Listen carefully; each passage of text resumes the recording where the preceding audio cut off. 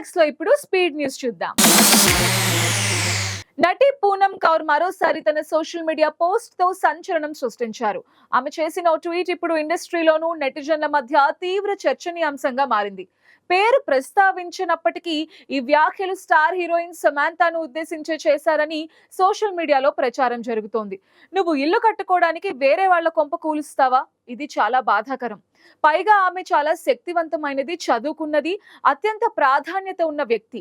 బలహీనమైన, నిరాశతో ఉన్న పురుషులను డబ్బు కొనుగోలు చేయగలదు అని పూనం తన ట్వీట్ లో పేర్కొన్నారు. ఈ ట్వీట్ టైమింగ్ వల్లే ఈ వివాదం రాజుకుంది. దర్శకుడు రాజ్ నిడుమోరును సమాంత నిన్న వివాహం చేసుకున్న సంగతి తెలిసిందే. తెలంగాణను $3 ట్రిలియన్ ఆర్థిక వ్యవస్థగా మార్చే లక్ష్యంతో రాష్ట్ర ప్రభుత్వం ప్రతిష్టాత్మకంగా నిర్వహిస్తున్న తెలంగాణ రైజింగ్ గ్లోబల్ సమ్మిట్ భారీ పెట్టుబడులను ఆకర్షిస్తోంది.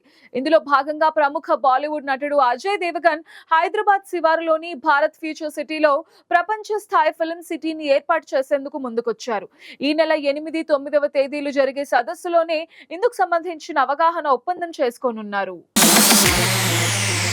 స్పిరిట్ సినిమా షూటింగ్ కి ఇటీవలే కొబ్బరికాయ కొట్టారు. ఇక దర్శకుడు సందీప్ రెడ్డి వంగ షూటింగ్ మొదలు పెట్టడమే తరువాయి. త్వరలోనే ఓ భారీ స్కెడ్యూల్ ని ప్లాన్ చేస్తున్నారు సందీప్ రెడ్డి వంగ. ఇదిలా ఉంటే ఈ సినిమాలో ఊహించని సర్ప్రైజెస్, క్యామియోస్ చాలా ఉన్నాయని గతంలో వార్తలు వచ్చాయి.